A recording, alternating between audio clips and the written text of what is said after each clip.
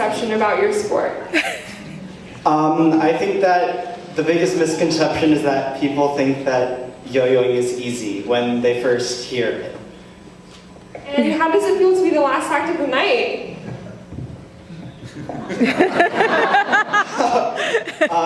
I think it's great being the last act of the night. We've had the most time to mentally psych ourselves for this. Really, we're prepared. And when did you guys start doing this yo-yo?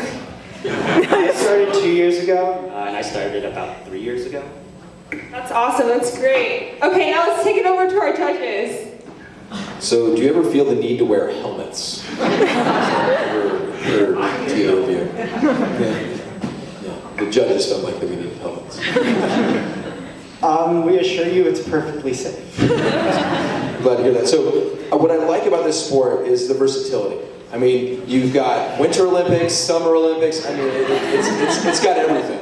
It's really got everything. Well done, gentlemen.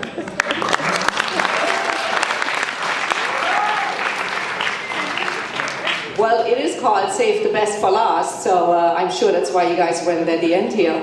Thank you. To myself, I do have to say, it again brought memories back to the 80s, because the yo-yo, I'm pretty sure if I researched on that, it came out in the 80s. So it was very popular among kids in school, and I haven't seen much around yet, but maybe you guys can bring that back. Now, another question, is it really called a sport? Just curious, or you just made it up?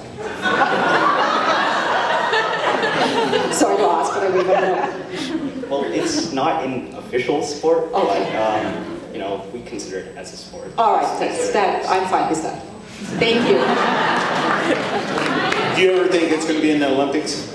No, it's not nearly... It's not that big. All right. Who's your favorite god of yo-yos? Paul Hahn. Thank you. Maybe Paul Hahn, Jensen Kimmett. I mean, there's a lot of them too, aren't there? I mean, it's a whole society. Well, you've probably never heard of those people that just said those. I just asked you. Yeah. You don't ask the questions.